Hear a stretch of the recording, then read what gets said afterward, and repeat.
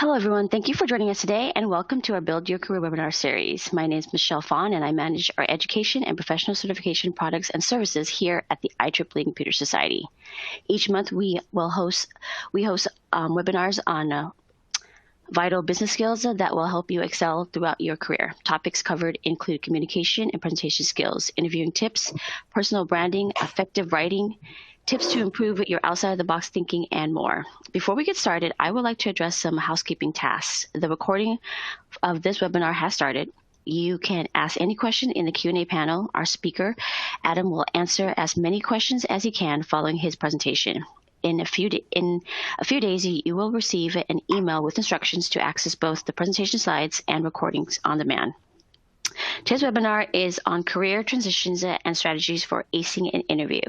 The presenter will focus on gaining a perspective on the arc of a transition that illustrates the critical questions one must ask before seeking a job or career change. To that end, it explores the role an interview plays in the pursuit of new opportunities and identify strategies and best practices for acing your next interview. Participants can expect a new perspective on how and why to make a career move and how to handle interviews gracefully. Joining us today is Adam Schmidt, CEO and Principal Coach at Smart Summit Coaching, LLC. Adam has more than 15 years of leadership and consulting experience. He has an exceptional ability to guide others to overcome obstacles. Adam is an International Coaching Federation and a professional certified coach. With that being said, Adam, the floor is yours.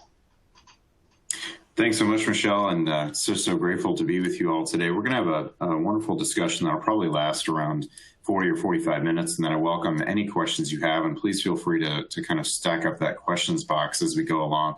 As Michelle mentioned, I'm happy to answer absolutely as many of those as I can as we go through today's discussion. What we're going to do today is cover kind of one broad topic and then get very specific in one particular space, the interview space of career transition. Sometimes when we think about going through the process of changing to a new job, it can sound a little intimidating. It can sound kind of mushy. We don't know what we're supposed to do first or what order things should happen in. And what I hope to do today is give you a little bit of structure to think about, maybe not the transition that you need to start next week or the one that you've just finished up, but one that you can think through as a framework to use the next time you're ready to make a career transition. I'll ask you through a poll in just a few minutes about kind of where you are in a transition so I can focus my comments today. But before we do that, I want to just share with you a little bit about where we're headed today. The first is about gaining this perspective on an arc of transition. What are the phases that we go through as professionals to think through what our next job looks like, to think through what the market looks like, and finally, to actually pursue and capture a new opportunity. There are many, many questions that we want to ask ourselves before we say, I'm going to apply for this job and interview for it. There are things that we want to reflect on, things that will drive conversations in not just our interviews, but on our resumes and our cover letters. We'll then understand what role the interview plays in the pursuit of a new opportunity. So again, kind of deep diving into just that particular perspective.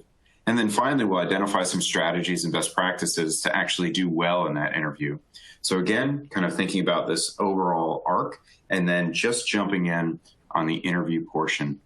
If you have questions, more specific questions about the other portions of the arc, we'll do our best to cover as many as we can of those today, but we are going to focus specifically on the strategies for acing your next interview. I'd like to introduce you to what I call the career transition arc, and there are about 6 questions here that I'd like to introduce as the key questions to ask yourself as you go through this process. Now, I get a lot of questions around, Adam, how long? How long is it going to take me to find a new job? How long do I need to take to get through this transition? Are there steps I can skip? And I would encourage you to think of it in this way. We can't skip any steps, but this effort could take as little as a couple weeks. It could take as long as a couple years, depending on where you are professionally, depending on how energized and motivated you are to find a new opportunity. And finally, how intensely you want to consider that next opportunity. If you consider it a major career pivot, it might be something to take a little more time with. If you think of it as, well, I'm staying in the same field, but I'm really just looking to adjust a little bit, it might be something that moves a little quicker. So let's just walk through some of the key questions before we bring a lot of definition around this. Why am I considering a transition? A great question to start with. Simon Sinek has a wonderful book that says, start with why. We have to understand where our inspiration is coming from. It doesn't need to be complicated. The answer to why you're considering a new opportunity could be, you know what? I don't care for my boss. It's time for me to move on. Maybe you're seeking a change in compensation level. Time to get to the next step in that space. Maybe it's, I'm not sure I'm really working with the material that I want to. That is, the substance of my job is not really inspiring me. It could be any of those things. But before you take any further steps in this arc of transition, we'll consider, why am I considering this transition? Really understanding what the space is that you're trying to move into. Next question, a big one. What do I want to do? If it's not what I have now, then what else is it? This is a big step, and a big step in professional maturity, to be able to begin to articulate, and I'll give you some tips and tricks on how to do this in a few minutes. What is it you want to do? What is missing? And a little bit of a gap analysis here. What's missing from where I am that I'm seeking in other places? As we continue through this arc, we'll think about how does that manifest. So if I understand what's missing and I understand what I want to do, now I need to think about, where does that job exist? Where does that opportunity exist? If I know what's missing is a very cordial, collaborative environment, let's say in the data science world, what do I want to do? Well, it might be continued data science work in an environment that is highly interactive and teamwork generated. Now we need to say, where does that exist? So that's a great idea. I want to be a data scientist. I want to work in a place that is much more collaborative, interactive, maybe kind to one another, maybe more shared or collaborative solutions instead of an individual approach. But how does that manifest? Where does that exist? And that's in a phase called market research, which we'll talk about in a second. The fourth question, where do those opportunities exist? So now I understand what my inspiration is. I understand what I've been missing, how it manifests, and now I need to ask, where does it exist? And when I say where, we're getting pretty specific here. It could be geographic, right? We have certain hubs, of course. We'll use the United States as an example. Certain hubs of different industries operate in certain cities, so that might be part of it. But more specifically, when I say where does that opportunity exist, now we're starting to get down to the level of company names, company sizes. So we might say something like, if I'm looking for a highly collaborative data science experience, will I find that at a large data science firm or a small data science firm? Maybe it's a mid-sized firm. So we start thinking about, where am I going to begin to target that which I seek? As we move into question 5, who do I need to engage? As we think about moving into the space of understanding where those opportunities exist, now it's time to drill down to the people. If I have identified a company or an industry I want to be a part of, who do I need to engage in that space? And again, in a couple of slides, I'll talk about some of the examples of who to reach out to.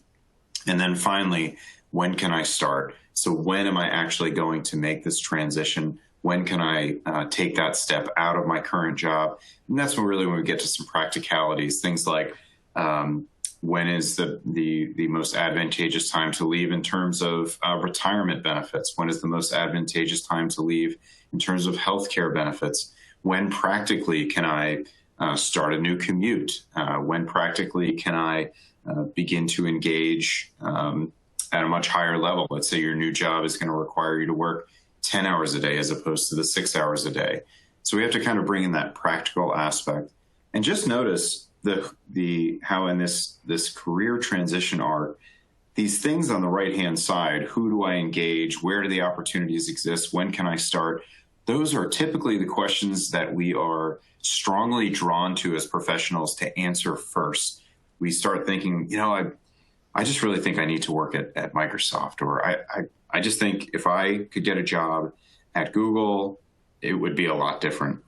Before we can say something like that and get into that where, who, and when conversation, We have to go through sometimes the more difficult work on the left-hand side of this arc. Why am I considering it? What do I want to do? And how does that manifest? If we don't have good answers to those first three questions in this arc, we will find ourselves weakly positioned on the right-hand side of this arc when we go to interviews and we get a question like, so tell me about your last opportunity. What's pushing you away from that? Or what do you think was missing in your last opportunity that you'd like to find here? If we don't have good answers to the questions, we'll be weakly positioned to gain a new opportunity where we really want it.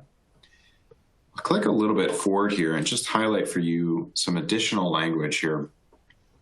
Self-reflection, definition, market assessment, pursuit, and capture.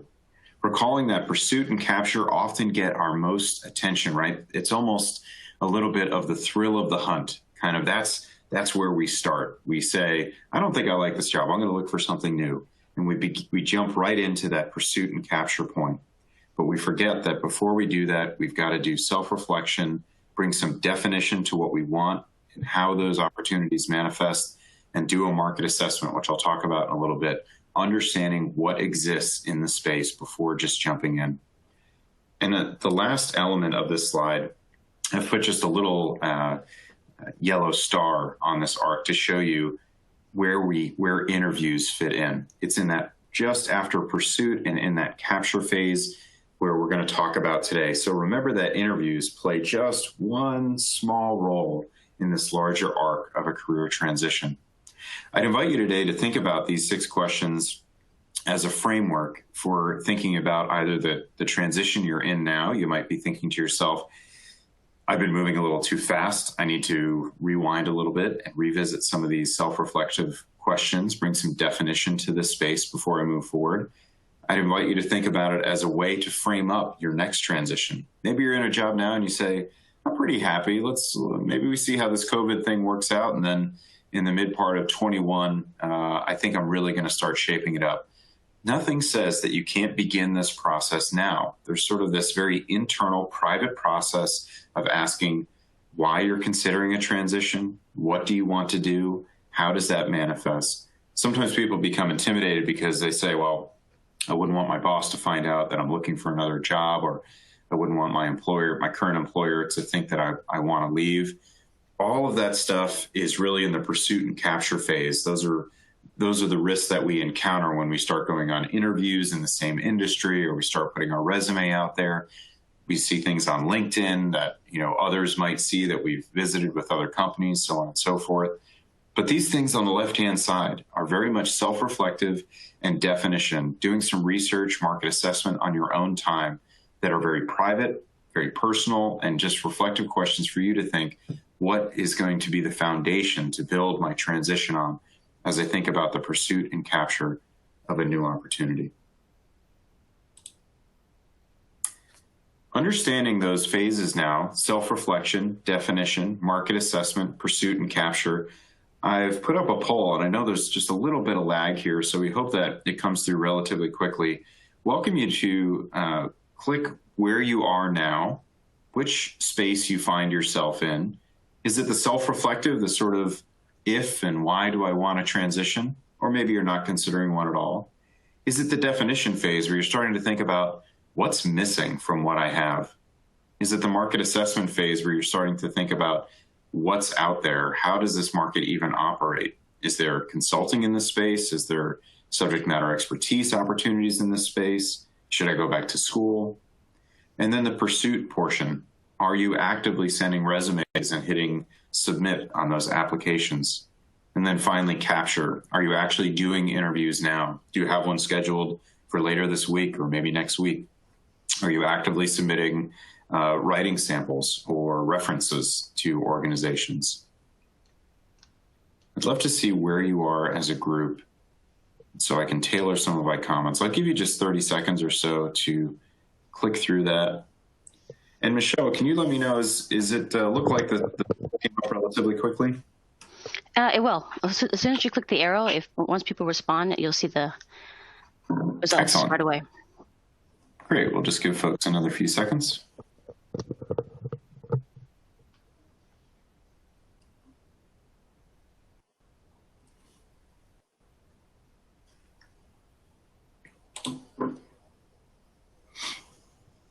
Excellent. Yeah, so we've got a great spread today, quite a few in the market assessment spot. And then there's this abundance here, about 1/3, I shouldn't say abundance, but about 1/3 of you saying you're in that space of why would I consider a transition in this space, not actively considering a transition.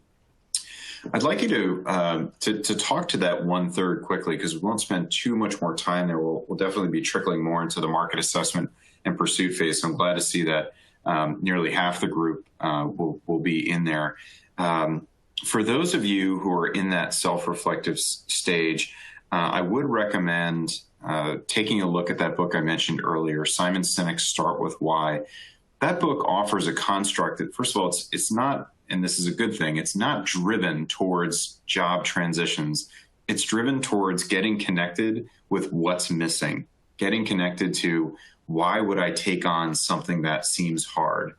And it helps us make some distinctions around avoiding the allure of the what am I going to do and how am I going to do it.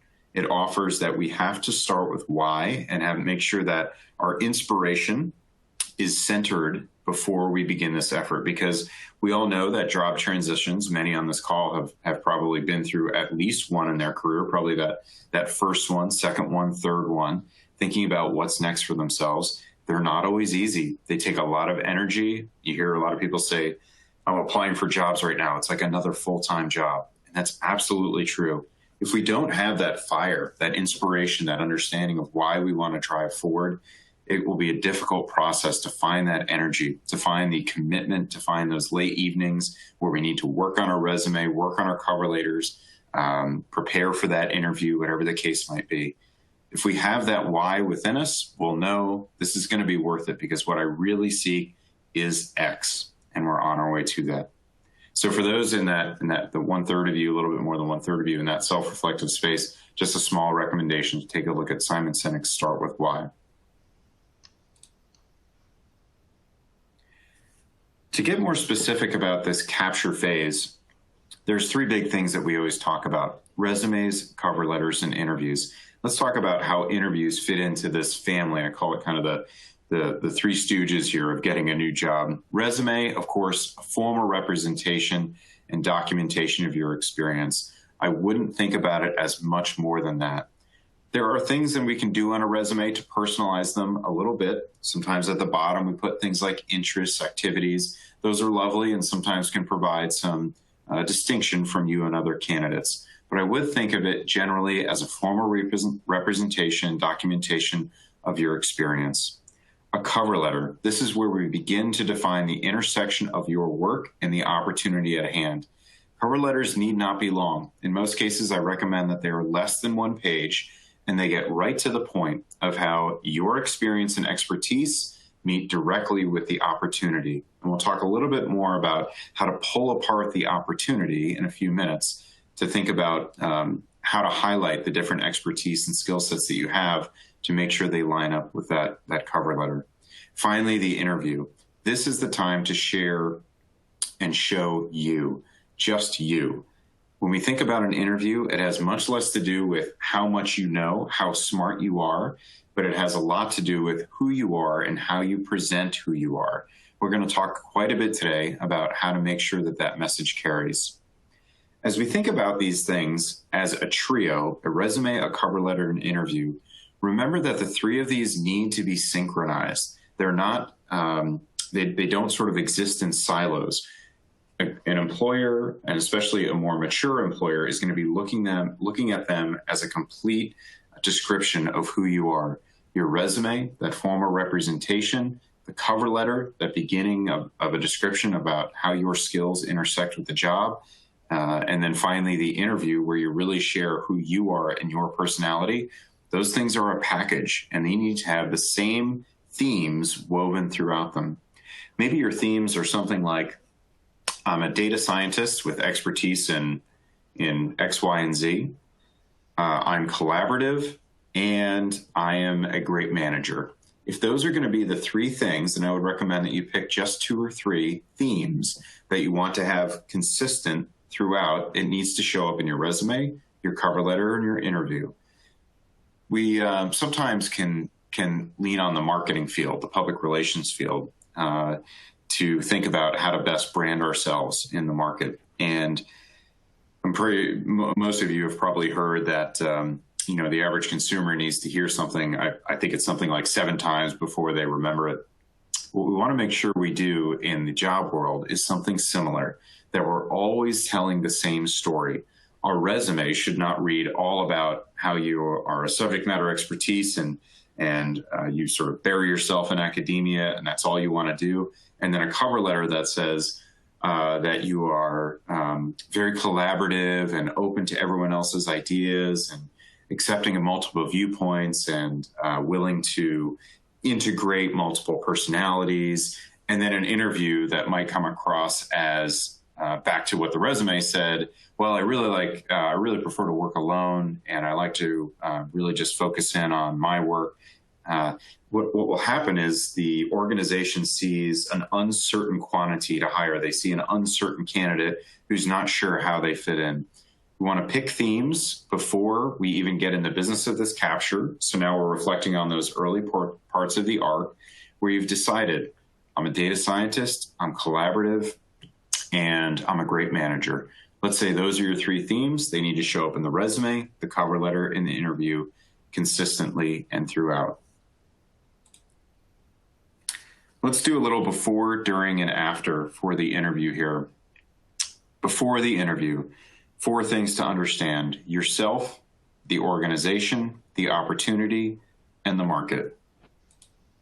How do we understand ourselves? And we talked a little bit before about giving you some tips and tricks to do some self-reflection on the left side of that arc, and here they come.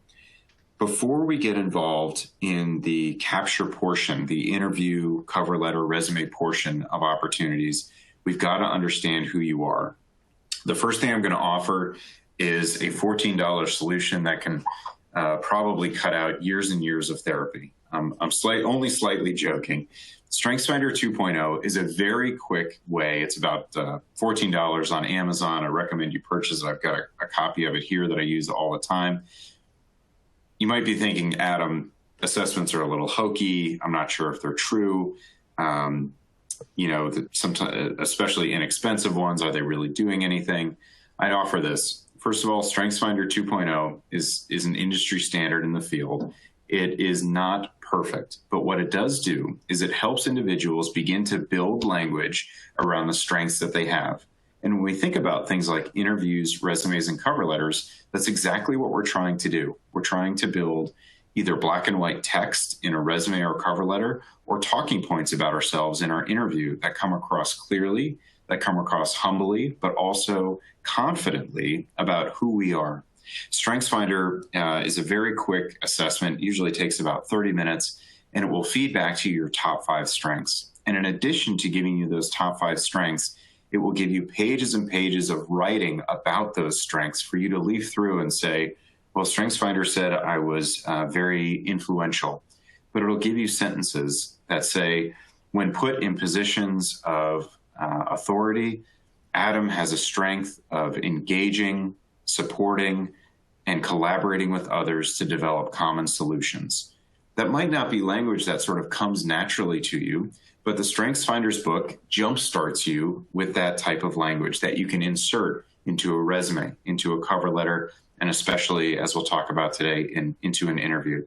So I'd encourage you, even if you have a bias against little assessments, if you have a bias against, how could that possibly help me, or I know my strengths, I'd encourage you to take this very small financial endeavor, again, about $14.20 or something, depending on what day you go to Amazon. Take the assessment and let it help you build some language. In Western culture, it is more in our nature to be very humble about our strengths. And it can be awkward and difficult when someone says, well, tell me what you're good at. Tell me your strengths. We immediately sometimes tense up and say, well, one time I do think I'm pretty good at this, or do think I'm pretty. StrengthsFinder gives you the opportunity to say, you know what? Thanks for asking that, Michelle. I am, an influencer. I am decisive, and I am a collaborator. And let me tell you just a little bit about how those 3 strengths show up for me in the professional workplace. That work, that ability to articulate so clearly what you're good at is absolutely invaluable. So I'd encourage yourself to think through the StrengthsFinder assessment. What's your crest? If these are just different ways of thinking about the same thing here. If it helps, sometimes I have clients build what I call a leadership crest or a professional crest with me. Sometimes on crest, and I've got the University of Michigan there. That's my alma mater, so I think about it quite a bit. And the three words that go along the bottom of our crest, and I'm sure if you reflect on your school's crest, you'll find sort of three words there that they sort of hold true to be theirs. If we reflect on something like the United States Military Academy, that's one that we hear pretty often. Duty, honor, and country, those are their three. The University of Michigan is language, arts, and trust. And there are others on your crest. I think I'd encourage you to think about what are the three words on your personal professional crest. If that's another way to help you visualize kind of what are the strengths that you bring. It might be manager, collaborator, expert, or something to that effect. And then finally, think about one sentence after you've gone through this process that you must say about yourself in an interview. Don't shy away from it. It should be a sentence that if you walk out and you say, I didn't even get to say that, you'll go, I'm not sure they know who I am. It might be a sentence that encapsulates who you are, a single sentence that says, this is who I am. This is why I'm a good fit for this opportunity. It would be the only thing I would encourage you to, and I'll put this in quotes, memorize, at least be very comfortable with before you go into an interview. I get a lot of questions. Adam, I need to memorize. What are the talking points I need to memorize? Adam, what are the things? Just pick one sentence and be really comfortable with it. Say it to your spouse, say it to your partner, say it to your dog, say it to your fish, whatever you've got around the house. Say it 1,000 times so that when you're ready to launch it, you might say something like, I'm a professional certified coach that focuses in talent management, human capital solutions, and developing people into their next best selves. That's mine. That's the one that I use all the time. I'd encourage you to have your own sentence that says, this is who I am. This is what I deliver.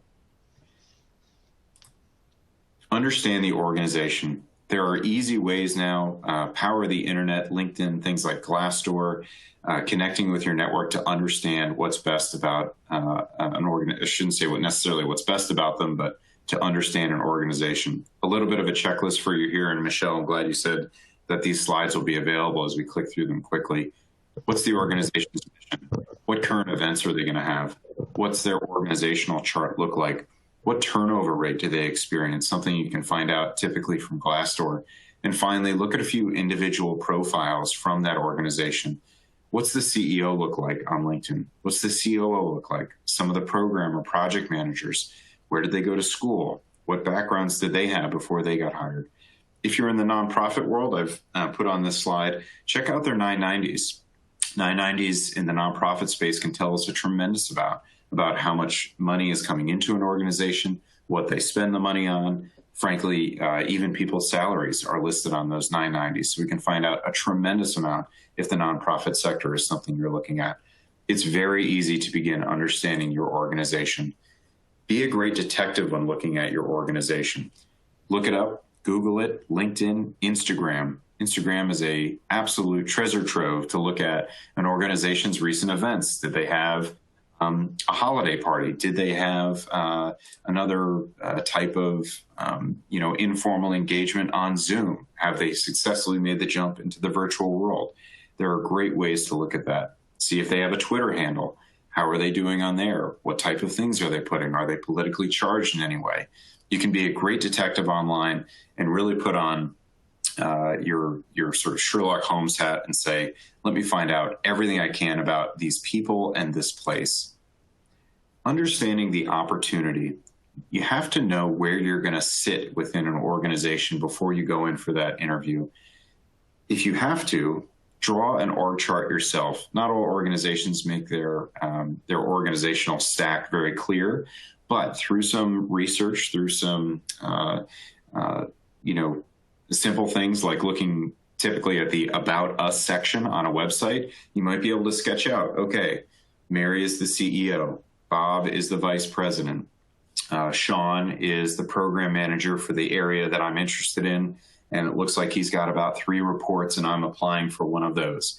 You have to understand where you're going to sit. And the reason you need to understand that is so that when you go into the interview, you can have a more comprehensive conversation and show your knowledge. It might sound something like, Sean, I noticed on the website that you've got 3 people reporting to you. Is that right? Or how can I understand that better? That a simple question like that shows your prospective boss that you have an appreciation for what you're getting yourself into. They love to see that you've done your homework, that they're about to engage someone who already knows the names of the CEO, the COO, the vice presidents, and kind of where they are nested within an organization. Understand what other vacancies are available. You might ask about some of those. I just had a client last year who applied for a new opportunity at an organization. They got about halfway through the interview for that particular opportunity and said, "Stop, we are not going to hire you for this position. We want to immediately transfer you over to this other section where we think you'd actually be a better fit." So there she went over to this other opportunity, engaged on that, and they said, "Stop, you're also not a perfect fit here. We're actually going to create an entirely new position for you." And here's the sort of anecdote I'd like you to take away from that story about what I call vacancy hopping when seeking opportunities. Always stay true to what you want to do and what you offer. Do not let an opportunity dictate what your offer is to an organization. That client that I worked with through that process stayed true to what her offer was, what she really wanted to do, what inspired her, what energized her, and the space that she really wanted to hold. She did not want to be a manager. She wanted to be deep into the policy and analytical world of education. And the more and more she said that, the more the organization said, this is the type of person we want to be involved with. And ultimately, as I said, tried her out for 2 different jobs before saying, we're actually going to create a 3rd job for you because we so appreciate your passion. So just be aware of what other vacancies are on the table. Understanding the market.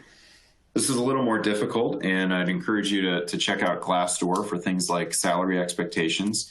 Have candid conversations with your career support network. That could be maybe alumni from your school that you can reach out to, informally talk numbers. I know it can be very awkward, but I'd encourage you to, maybe share with someone, I'm looking to, get a job in this range. Can you help me with that? Compensation packages, just talk for a little bit more about that. It's important that you understand what a compensation package looks like before you go into an interview. I have many clients that are often surprised at the end of even just a first 30-minute interview. The interview very clearly will simply say, what are your expectations in terms of salary? I encourage all of my clients to respond with, I look at compensation as a complete package, and I would need more information from you before I can share a number. With that said, a salary, and if we're just talking about money, would be in the range of X to Y. So you want to be able to share a range, but also let that person know that you think about compensation as an entire package. Just the money piece is not enough. And for those of you more mid-career and senior career, you probably already appreciate that fact already. For those who might be on with us today who are more in the junior part of the career, remember that compensation is an entire package, not just vacation days, but also retirement funds, daycare savings funds, as I know a couple of us on this call are probably taking advantage of, other opportunities to work outside the organization, fellowship opportunities, training and development opportunities, tuition payback opportunities. Compensation comes in lots of forms. Best to understand what you're getting into before you go into that interview. Let's talk a little bit about what happens in the interview. Match the look, dress to fit. I mentioned Instagram before. This is actually an actual picture on the slide that I took off of Instagram for an organization I was helping a client through. This is a picture of them at a barbecue they did last spring, actually in 2019. And I said, just look at what people are wearing, right? We see a variety of levels in there, at most semi-formal, but most pretty informal. Even in this virtual world, even when we're just on Zoom like I am today with you, or on a video call, we want to dress the part. People notice that. I'd also encourage you to spend a little bit of time thinking about your background in your virtual world. Make sure that it's something that represents you very well. You want to make sure it's not just like a pile of sheets or a pile of pillows or, the cat's bowl or whatever might be behind you. Take time to build a great background. And if your current situation, your current office environment, whatever that might be, doesn't allow for it, leverage the technology to simply use a virtual background or build one. There's lots of helpful tools on there online right now that are springing up that allow you to get some creative ideas on how to build a great virtual background that can look authentic and at a minimum, draw someone's attention away from, say, a messy background and have them focus just on you. Test your technology before you get into that interview. Make sure Zoom works. As a good example, Michelle and Scott and I were on 30 minutes early today. Thank goodness we were. We had some strange sounds happening. We had some webcam confusion. I had an echo at first. All of those things need to be worked out before you jump into that interview. The last thing I'd like to offer today is about language. I should say the last thing I'll offer out during the interview phase is about language. And this is a space that I see clients really struggle with because it's at this intersection of speaking with confidence about yourself, but also being humble. We should avoid phrases like what you need. And by you, I mean what your organization really needs is this. Never take the opportunity in an interview to tell your boss what they need. You might know, and you might have a great instinct for it. Save it for later. Save it for after you've got the job, you've got that first paycheck in the bank. Now is the opportunity to say, here's what I really think is happening here. Many organizations, mature organizations, know that their best consultants are their newest employees, people with fresh eyes that can say, I see what's going on here and I'd like to offer a solution. We also want to avoid phrases like you should. We never want to get into the should space with a prospective employer saying, well, what you really should be doing is this. You might consider this because I think that's what you should be doing. We want to stay away from offering solutions in this interview. Remember, the interview is just about you, presenting you and how you might contribute to the solutions that they're looking for. We also want to avoid the phrase, I know your organization is.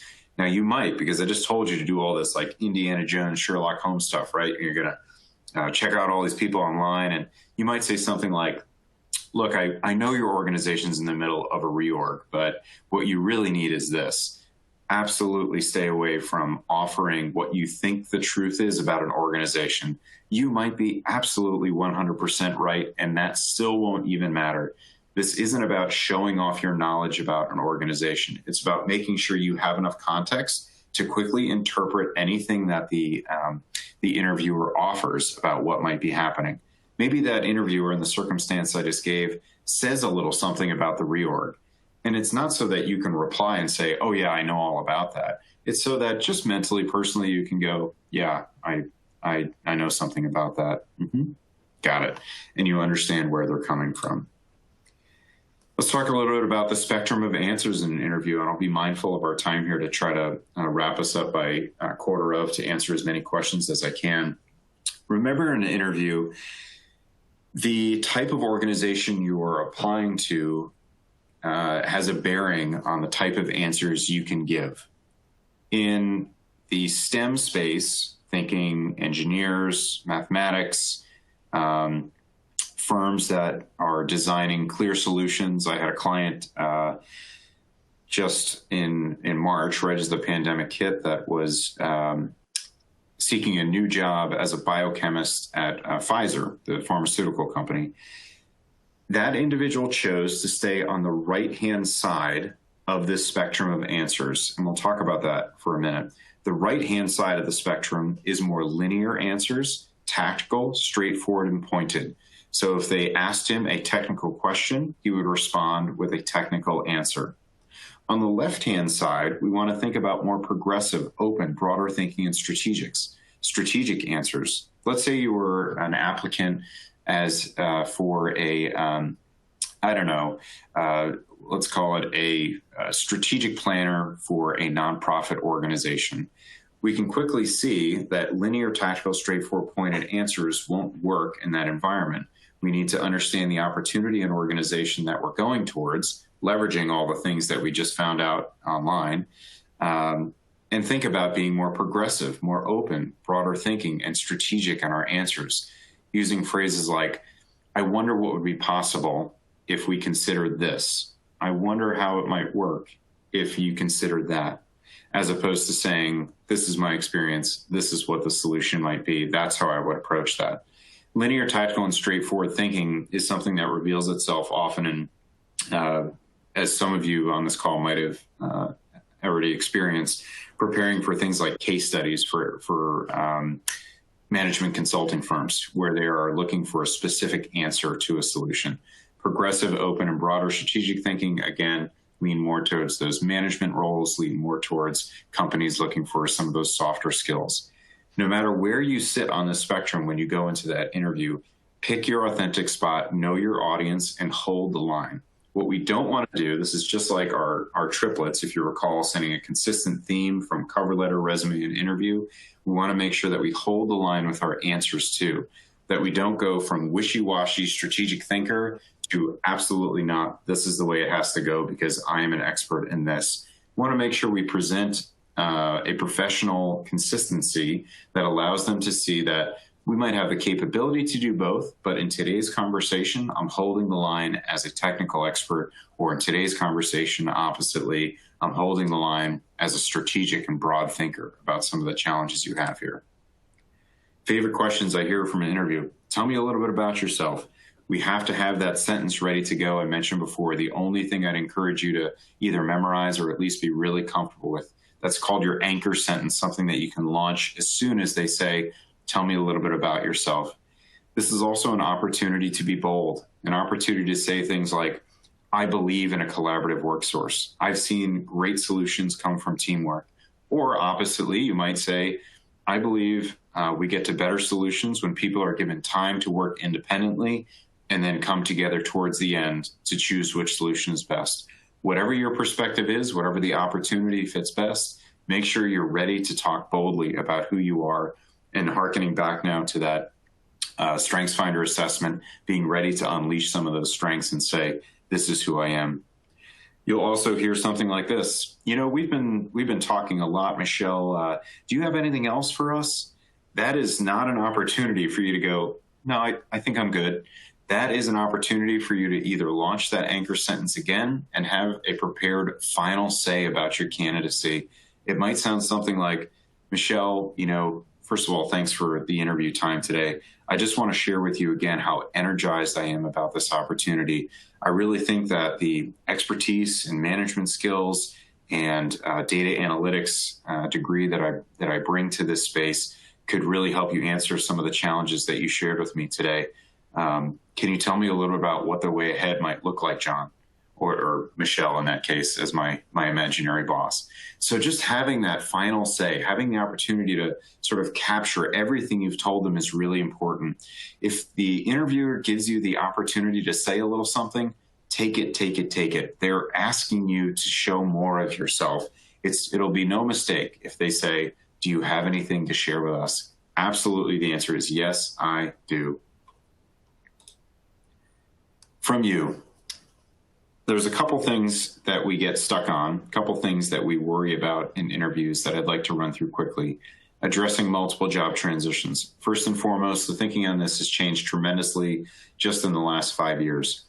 If you have multiple job transitions, let's say you've got more than 5 in the last 3 years, you think that's a lot. I'd say it's actually getting more close to average, maybe slightly above average. If you've got 3 in the last 3 years, that's about normal. If you've got 2 in the last 3 years, I'm not worried about it at all. Anything above 12 months and an opportunity is absolutely fine. As we move to a more virtual world, people are changing opportunities, looking for different skill sets. The key thing is to make sure you're able to describe, this goes all the way back to question 1 in our arc, why are you seeking this transition? So why are you making yet another jump to this new opportunity? Companies, especially those companies run by more mid-level managers, so those who are let's say in their late 20s, mid 30s, are absolutely indifferent to those who are willing to work hard for them for 12 to 18 months, help move a certain initiative forward, and then leave the company. So I'd invite you to start changing your thinking around what it looks like to address multiple job transitions. In general, it's not a big deal. Re-entering the workforce after a break, be fully authentic about why you were on that break and some of the things that you accomplished. Maybe it's, I had 3 kids and they're incredible and they're amazing. And during that time, I was able to, maintain my subscription to Data Science Weekly, and I actually was a contributing author on one of their articles, and I brought a copy of that for you today. Whatever the case might be, articulate why I took that break and the things I did during that break to keep myself up to speed. Being yourself and authentic under pressure. Have those anchor strengths in mind, that anchor sentence. Have those strengths from your StrengthsFinder assessment in mind to always have a place to retreat to. Sometimes when we go on an interview, someone asks a question to us and you find yourself like running down this road and you're about halfway down it and you look over your shoulder and you go, what am I talking about? I am way off. Have that return to base. Many of you on this call might have played tag when you were a kid, right? And you would always go back to base. And if you were on base, you were safe.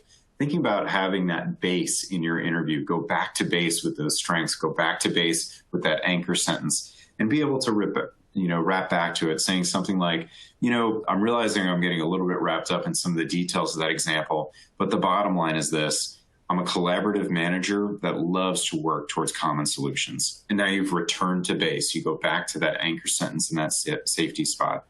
Identifying with company culture. Do that research. Do that, Twitter, Instagram, Facebook, LinkedIn, all these different ways we can learn about companies, Glassdoor, to make sure that you know the culture of the company, or at least have a really good idea of the type of culture that you're getting involved with. And think about that spectrum I mentioned before. Is this a company that wants linear, straightforward answers? Is it a place where I'm coming in to essentially do science, do a thing for them, deliver a widget? Or is it a place where they're looking for someone to really think broadly, to think differently, to offer them new and broadened perspective about what's possible here? And then finally, those tough questions that we don't know the answer to. So you've got a quick pen or paper in front of you. I'd like to offer a quick structure. It's called bullet, story, stop. One more time, it's bullet, story, stop. Tough questions we don't know the answer to. I'd offer this. There is no question that you can't answer well in an interview. When I say bullet, story, stop, it sounds something like this. No matter what the question that you get is, just offer 2 things that come to mind when you think about it. Let's say someone asks you about bicycling and you don't know anything about bicycles. You don't even know how to ride a bicycle. You've never bought one. You've only seen them on television. You're totally unfamiliar. Bullet, story, stop might sound something like this. Michelle, thanks for asking me about bicycles. I don't have a lot of experience there, but when I do consider them, 2 things come to mind. First, the wheels, and second, the handlebars. Those are the 2 bullets, wheels and handlebars. The story. Just last week, I was watching a movie and I saw someone riding a bicycle, and I noticed that unless the handlebars are aligned with the wheels, you just can't make much more forward progress. And then finally, stop means stop talking about the thing you don't know about. This sounds really silly and simple, but it is very intriguing. It's very alluring to want to keep trying to show them that, I know something about bicycles. If I just dig around in my toolkit enough, I'll probably say the right word. Stop talking. It might sound something like this. Michelle, thanks for that question. I don't know a whole lot about bicycles, but when I do think about them, I know that wheels and handlebars play a key role. Just last week, I was watching a movie about bicycles, and I noticed that if the handlebars and the wheels aren't aligned, it's really hard to make forward progress. I'd love to hear more about how your company, Michelle, interprets the use of bicycles. And that's the stop. The stop is when I give it back to them. So bullet, story, stop. Try it with your family, try it with your friends, have them ask you any question in the world. I was training with a woman the other day, and I asked her, what are your thoughts on waffles and pancakes? And she was able to do bullet, story, stop about batter and temperature, I think. And then finally, she concluded with, Adam, can you tell me a little bit more about some of the favorite breakfast foods in your family? A great stop. Practice this mentality, bullet, story, stop. There's never a tough question you can't answer in an interview by just following that simple format. Questions to ask them. Nested questions reveal your skills, values, and beliefs. Have questions prepared in that interview to say things like, I was wondering if you could tell me a little bit more about how you think my collaborative spirit might resonate with your team here.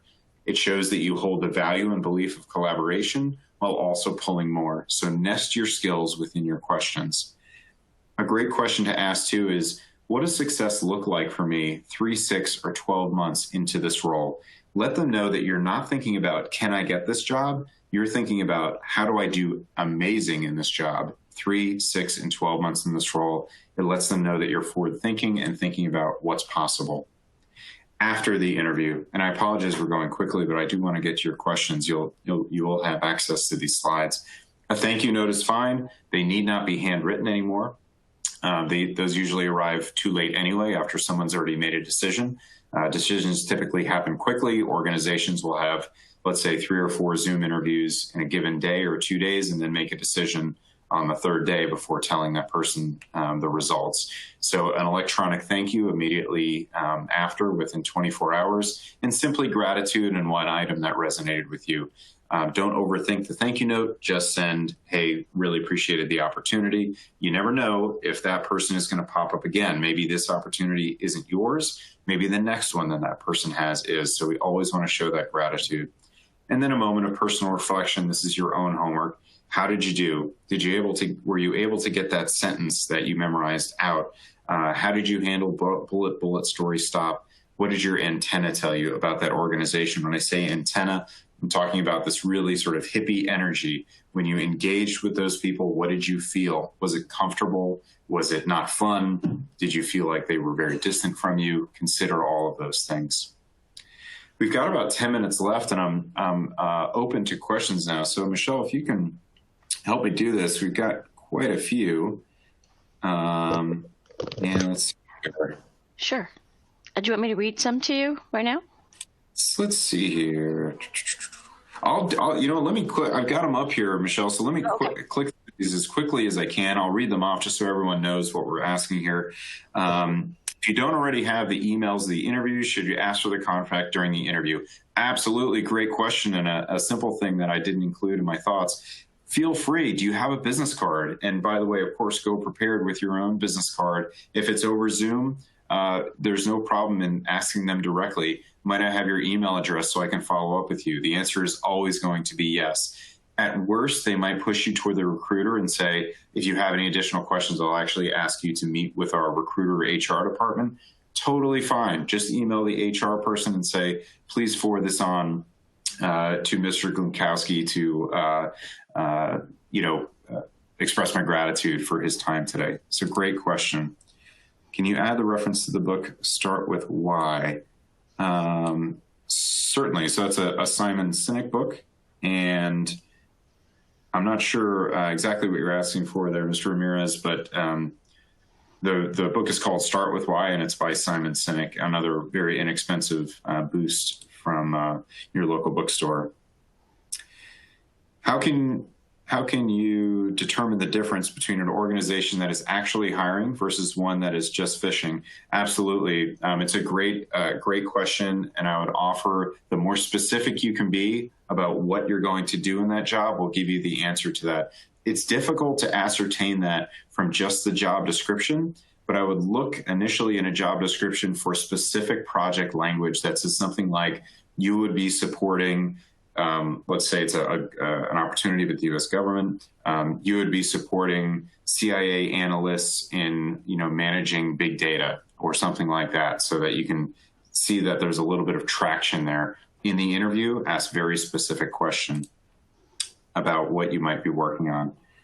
The next one is, should we be prepared for an attack-like challenging question, often used in an interview to get off base?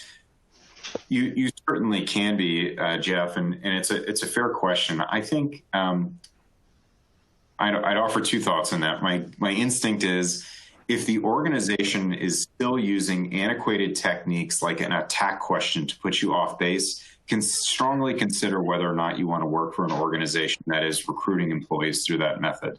It's antiquated. It it shows that they are, instead of trying to get to know people, they're sort of testing people, and that might not be a healthy space. With that said, if you do get an attack-like question, I'd encourage you to look towards something like bullet, story, stop.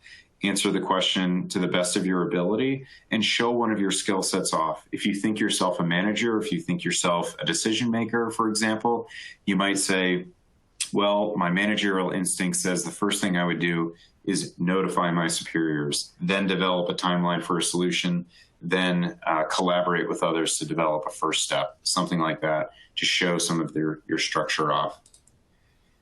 Frank asks, what if the candidate has been with one company and the same job for many years? How to overcome the associated perceptions? It's a great question, Frank, and I think there's two things to think about there. The first one is never be disappointed or feel like you're in a weaker position because you've held the same position for a long time.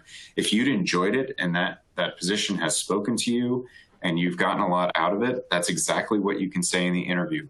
But now it's time for me to move on, Michelle. Now it's time for me to step forward and take this next step. And it's why I'm so excited about this opportunity. So Frank, I just encourage you to be fearless about that. A little bit of a myth out there that being in the same job for a long time can hold one back. If the interviewer asks your opinion on what you think the company needs, how to handle that, great question. And if you were specifically asked about what you think, I think the first place that you go is showing off your mature professional mind, which would say, well, before I can answer that, here are the things that I would want to know. Or before I give you some thoughts on that, here are the things I'd like to know. For example, let's say, what do you think, and let me just get the name right here. What do you think, Dan? Should we go international? Should we become a global company? Well, there's a couple questions I would think about before that. First of all, what does our profit and loss look like? What investments have we made in the last 10 years and have those paid off? What is our current geographic status, and are there any places where we're looking to move on? With those answers, we might be able to make a good decision. So it's less about answering that question, answering what the company needs, and you saying, here's how I would think about that problem. Here's the things I would need to know. Hopefully that's helpful for you. Bullet, story, stop on a technical topic. It's a great question, Dan, and I'd offer that it's very similar, but be bold about that first part, which is, thanks for asking that, Michelle. I don't know much about bicycles. Offering some humbleness, totally fine in an interview. A good interview, a good company is going to honor the fact that you've said, I just don't know much about that space, but here's what comes to mind. I do know this and I do know that. And here's a little story about how I think those wrap into your question.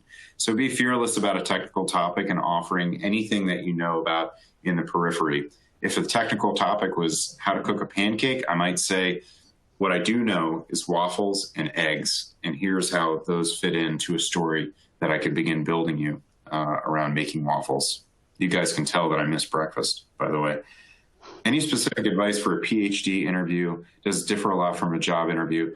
I'm actually not going to speak to them. I'd say it's a great question, and I'm sure a better question for either a specific academic career coach or a specific coach from the organization that you're asking. What I would offer is be fearless in asking that question of the potential interviewers. Actually reach out to your academic institution, share with them, I'd love to be really prepared for this interview. Can you tell me more about some of the things I might expect? So I won't jump into a space there, Mateus, that I can't provide too much specific insight to. All right, let's see, what else do we have here? What language effectively shuts down illegal questions? Yeah, again, great question. If they do, let's say you get a question like, how old are you? Have you been COVID positive? ADA. First thing that comes to mind is this an organization that I'd like to be with? But in the moment, which is a great question, it's quite simply, I'm not comfortable answering that. And then going back to the recruiter and saying, hey, the person who interviewed me stepped out of line. I didn't mean any disrespect, but it's probably a dead on arrival situation where you simply say, I'm not comfortable answering that, and encouraging the interviewer to return to questions, based on the substance and the expertise that should be being discussed in the interview. What if information about hobbies or things done during employment gaps may accidentally relay information, such as being a parent, etc.? I'd encourage you again to, EH is the only name that's listed here. So EH, I would encourage you to be completely transparent and bold about who you are and be fearless about, you said accidentally relaying information. Represent completely who you are. These people on the other side of the phone are also parents, are also brothers, sisters, are also dealing with a pandemic, are also trying to work in a virtual environment. If they don't appreciate who you are, it's not a good place for you to begin with. If they get the sense that you are a parent and for some reason that takes you out of the running for a job, it's not a kind of place that you want to be associated with. That's also something that you could go back to the recruiter with and say, I'm a little concerned about how this interview went because I was pressed on this topic outside of my comfort zone. Absolutely. The answer is yes. What do you think about applying for different vacancies at the same organization? No problem. It's all fair game, especially in large organizations. Many times those vacancies aren't coordinated. Having worked on the inside of several large consulting firms, I can assure you they are almost never coordinated, actually. Let me go down to the bottom here. I do have a couple extra minutes. Michelle, I can stay on until about 1:10 if you would like me to keep running through these. I know we're past our official time. Sure, we can do a couple more if you like. That's fine. Great. Mark asks, isn't it natural to look for opportunities to help guide what I want to do as a matter of how reasonable it is to make a change? Yeah, great idea. So Mark's offering a technique that he uses to help get a sense of why would I want to transition or what do I want to do. Do some LinkedIn job looking, do some monster.com job looking, whatever your platform of choice is. Indeed.com is one that seems to be fairly substantive and trustworthy. So absolutely use those opportunities. And Mark, I take it one step further and say, first of all, love that technique and thanks for sharing with us. Use those job descriptions that you find that you're like, yeah, I like this piece, but not that piece, or I like this piece, but not that piece, to begin assembling the different parts of a job that you would really love to have. Maybe one job says it's collaborative, but it doesn't have any managerial opportunities. Another job has managerial opportunities, but doesn't offer any subject matter expertise leveraging, or any opportunities to leverage your subject matter expertise. So begin to create a template of what the perfect job looks like so that you kind of have this blueprint to hold all other jobs up to as they come along and say, that's a B plus, A minus, nope, this one's definitely out. Yeah, this one looks pretty close. I'll go with this. So Mark, a great technique and one that I'd offer to actually formalize and say, what am I seeing in these other jobs that is really resonating with me to create this template? How do you address a career gap of 1 to 2 years due to redundancy before COVID? Just as you said it, so Fahim, a great question and one that I'm getting a lot now, especially one that's coming up with people who are pushing 6, 7, even 8 months now of a career gap because of COVID. There is nothing wrong with saying it as simply as that. As a result of COVID, my position was eliminated, and I'm so excited to re-engage in the professional space. And here's what I've been doing over the last 8 months to keep myself sharp. I've been taking an online course. I've been reading journals. I've been contributing to articles. I've been, doing some private research on this topic. And here's a white paper I wrote on, big data and its implications in COVID. Come up with something that shows that you've stayed engaged with your industry, stayed engaged with what's happening, and simply state that, you did lose your job because of COVID. At this point, I would say in the I don't even know how many countless experiences I've had working with candidates in the last several months. Not one employer has held it against someone that they've lost a job because of COVID. If anything, it sets you apart and says, this is someone who is very excited about the opportunity. They've stayed engaged with their industry and they're ready to move forward. Annie asks, is there a cover letter required or recommended? Typically, that's something that they'll specifically ask for. I always include one on a personal note. Even if they don't ask for it, I write a very short one to help them translate my experience and simply say, this is who I am. I leverage that language from StrengthsFinder. I tell them that I'm a great manager, a collaborative thinker, and someone who is ready to be in a position of management, for example. So Annie, encourage you to kind of look at the opportunity specifically first to see if it's required. And if it's not, there's nothing wrong with writing a very short one to go along with your resume that shares how energized you are.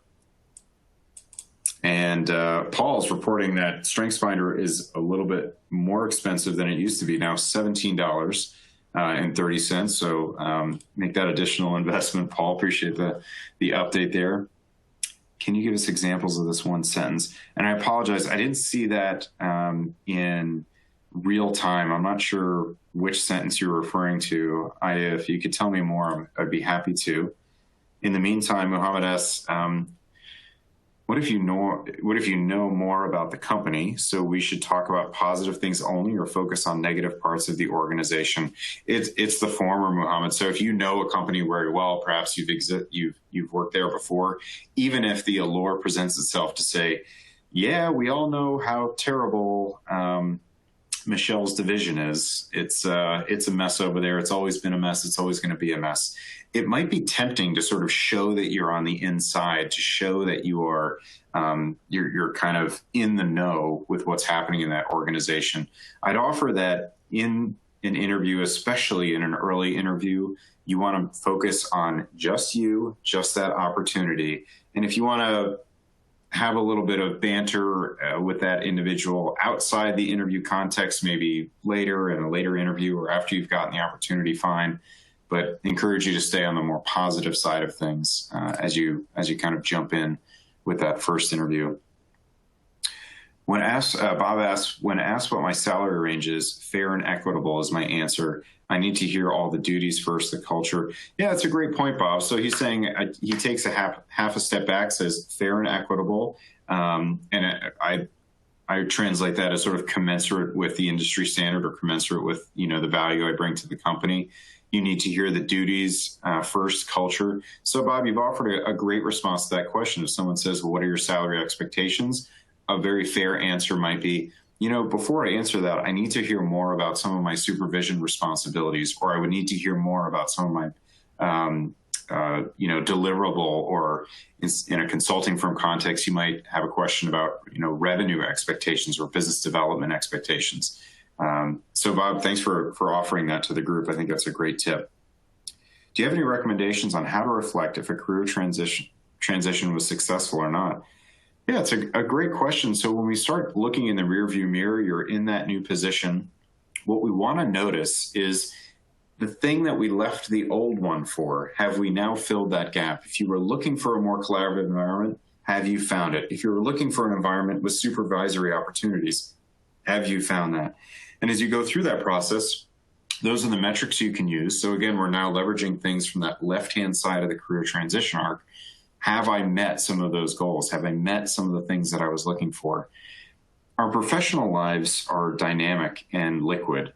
When we find the next job, it will probably be better than the last, but very quickly, probably in 6 to 12 months, we'll find that there are things missing there too. And so we go and we move the goalposts, right? And we say, now we're going to go look for this, and now we're going to go look for that. There's nothing wrong with that. It's not unhealthy. It doesn't mean you don't know what. I have a lot of people say to me, it just seems like I don't know what I want to do. You're changing, you're growing, you're maturing, your interests are changing. All of us probably did. I don't know. I was a big tennis player in high school, and I've played tennis in decades now. Your interests change, your hobbies change, and so do your professional tastes. The things you look for in a job also change. Do you want to be a manager now? Do you no longer want to be a manager? Maybe you're later in your career and you're saying, I've had enough of timesheets and personal problems and leave problems. I just want to do the work, and returning to that space. So Richard, as you think about how do we reflect if it's successful or not, I would just look at the complete arc of your professional growth, but also does this job meet some of the metrics that I set up for myself for my last job? And I'm prepared for the fact that the job I'm in now may also need to change again soon. Let's see Adam, here. We have time for one more. Okay. Let's see here. Trying to see if there are others that are still. Oh, we did. That was the same question again about fishing versus actual jobs. Let me see if there's one up here. And finally, if they specifically request no cover letter, how would you adjust your resume? Oh, hey, great question, and a great one to finish on. The question is, if the organization specifically requests no cover letter, how do you adjust your resume to at least show some of that? And it's a really great question. In the top block of your resume, there can be a space for what I might call personal information or strengths or key interests or a professional profile. And that is not a sentence that says something like, because there's this old school thing out there about, I am a professional data scientist seeking a new opportunity. They already know that because they have your resume. I would encourage you to think about that professional profile as a way to insert those strengths. Something like, I am a self-starting manager with expertise in data analytics. That might be one bullet. The second bullet, a clear communicator who excels in verbal, written, and virtual communication. That could be a second bullet. A third bullet, a team player who always considers multiple viewpoints before collaboratively determining the best solution. So we want to move some of those cover letter thoughts, some of those borrowed lines from your $17 StrengthsFinder assessment. Thanks for the update again. Into that top part. So great question to end on and think about, how do we integrate those thoughts into my professional profile, into the top of my resume. So Michelle, I hope that was a good last question. I think it was a good one to wrap up on. Perfect. Great. Thank you so much, Adam, for this engaging presentation. I also would like to thank everyone for attending. I wanted to mention that our next Distinguished Lecture webinar series is going to be held on the 19th of November at 11 a.m. Eastern Time on the impact of emergence, nonlinear dynamics, and chaos theories on engineering, presented by Chuck Eastron Consulting. Our next Build Your Career webinar series will be held on the 17th of December at 11 11 a.m. Eastern Time on a Solution Thinking 101 by Elsa Velasco Paul, the M&E Group. Registration for these upcoming events are now open. We'll be sending you a link to these future events along with the slides and recordings of this webinar. Thank you again, everyone, and have a safe and wonderful day.